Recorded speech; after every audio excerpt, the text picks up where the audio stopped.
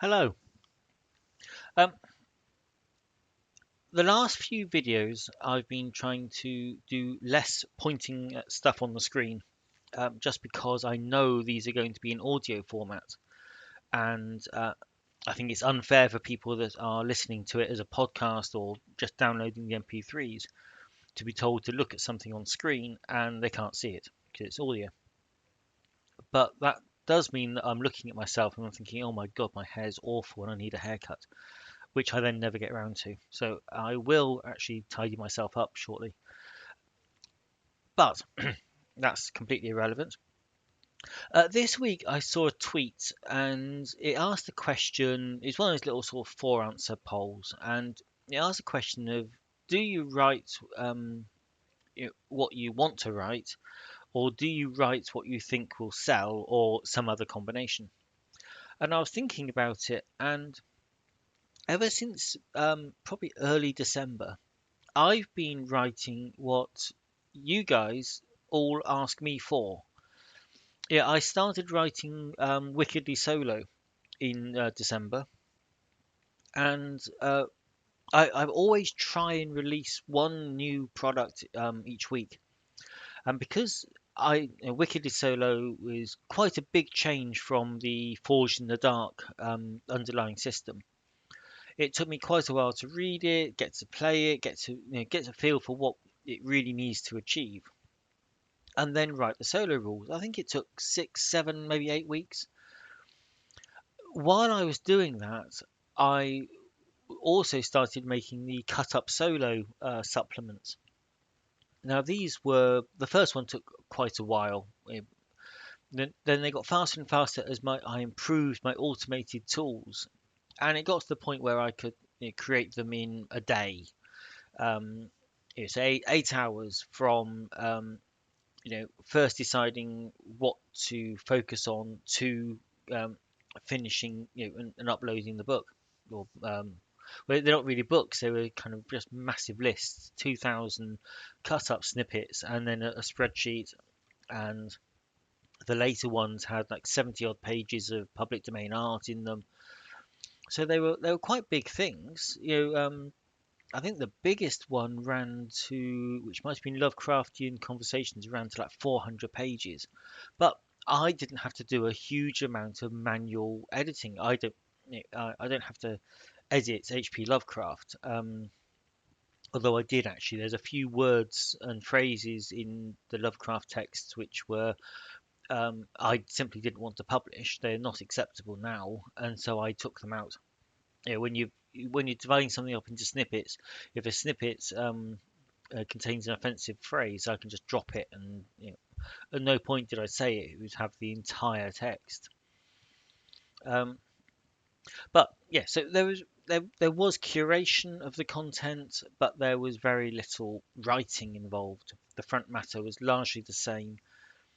So the cut up books bought me time to work on Wickedly Solo and give it the time and development, sort of playtesting and all that sort of thing. And while I was writing that, I released the cut up solo books. Yeah, after the Wickedly Solo, I was asked for Epoch Cthulhu, um, and so I then worked on that. And while I was working on that, I have been doing weekly adventures to infill these gaps. And so it doesn't take me long to write a one-page adventure. They're typically 1,600, 1,500 to 2,000 words. Uh, if I write for Zweihander, they have plenty of stock art available, so they're pretty easy to uh, create. The last 2 weeks, I've been working on a supplement for Delta Green, which again has come from a YouTube sort of subscriber asking about it. And it, then while I've been doing that, I've been writing Dungeon World adventures and more uh, Zweihander as well.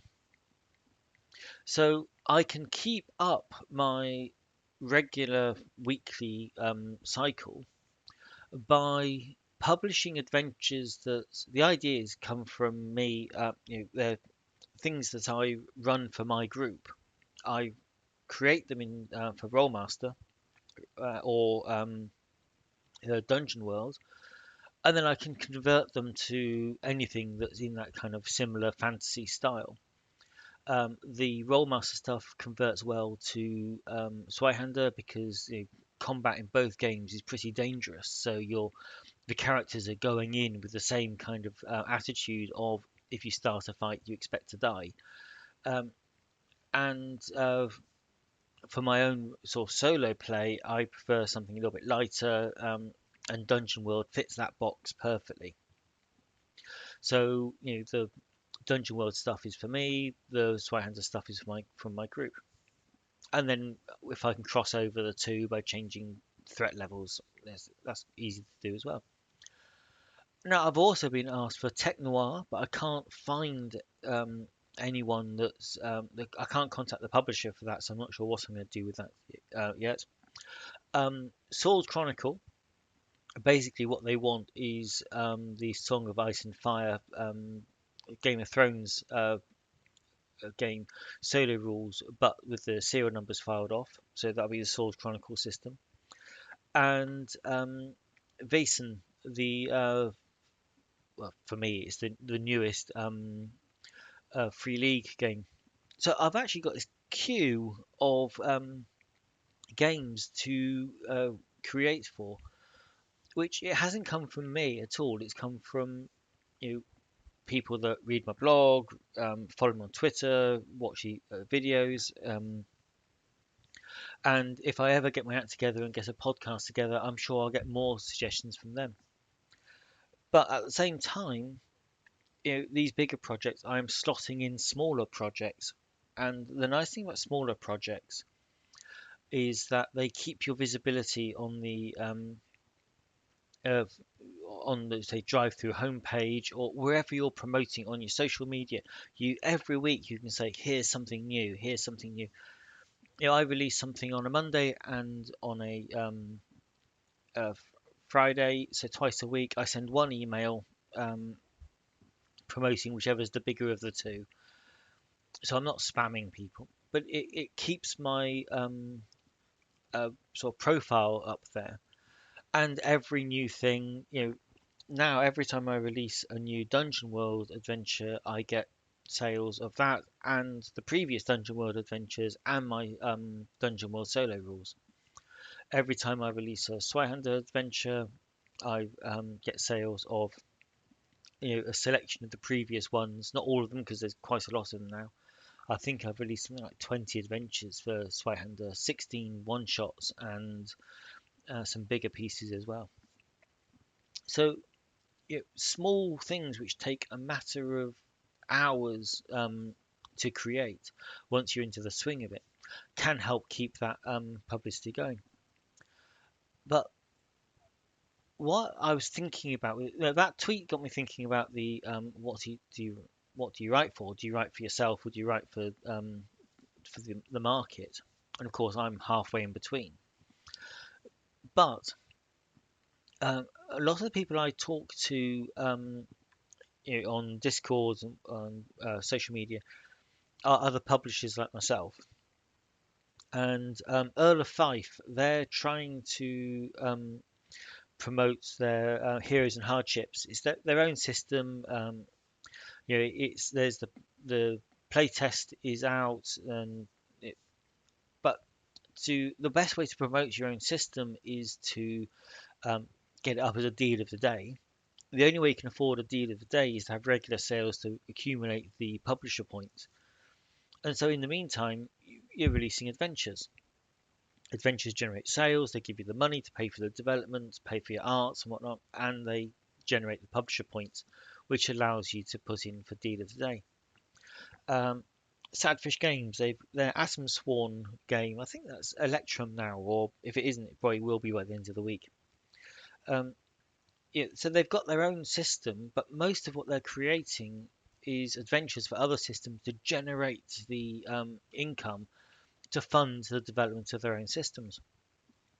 Now, I've forgotten the name of the publishing brand, but it's Sean Van Dane, and Ballads of the Pistolero is the game. Sean is the writer, and I've forgotten the name for his publishing imprint.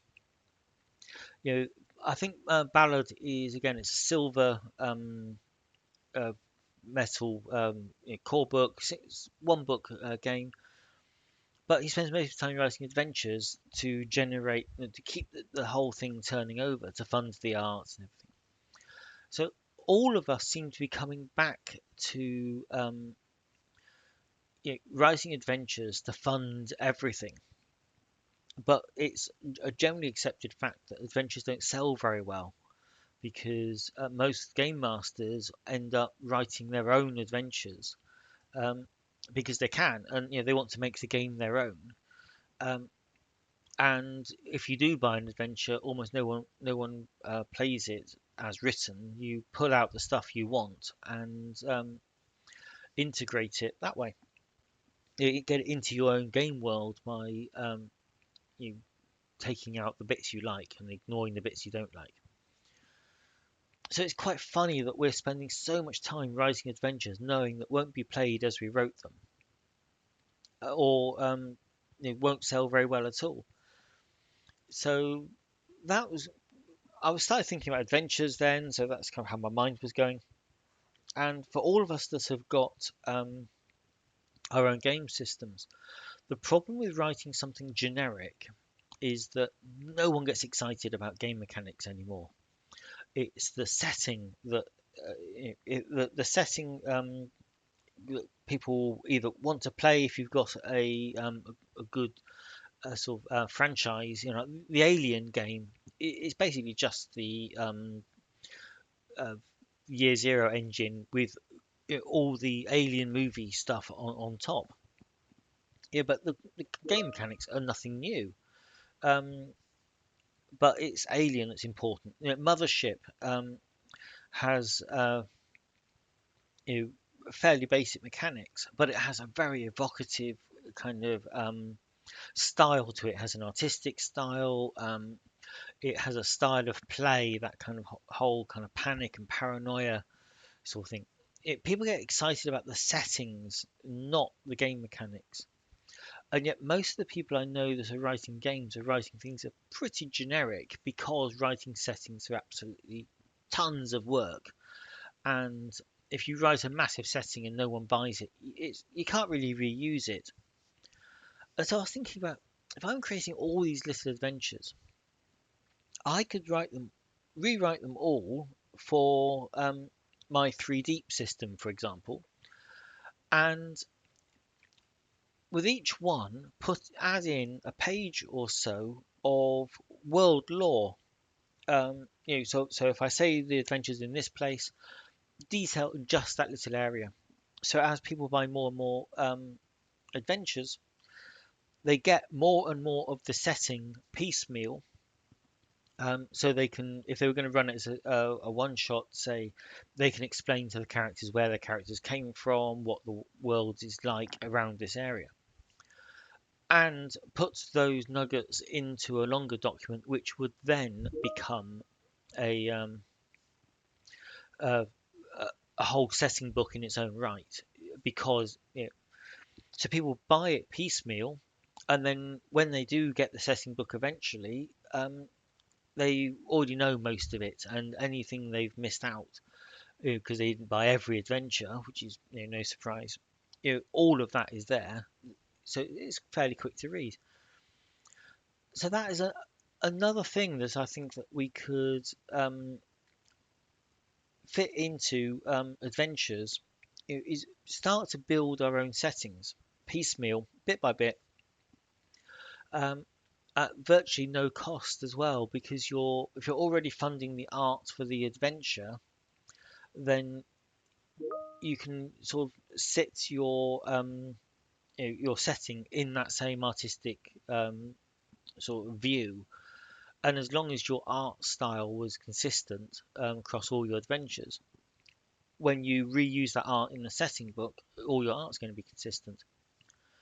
So Now, this may sound a bit rambling today, but it's because I've just been kind of getting excited about these thoughts, and I haven't nailed everything down.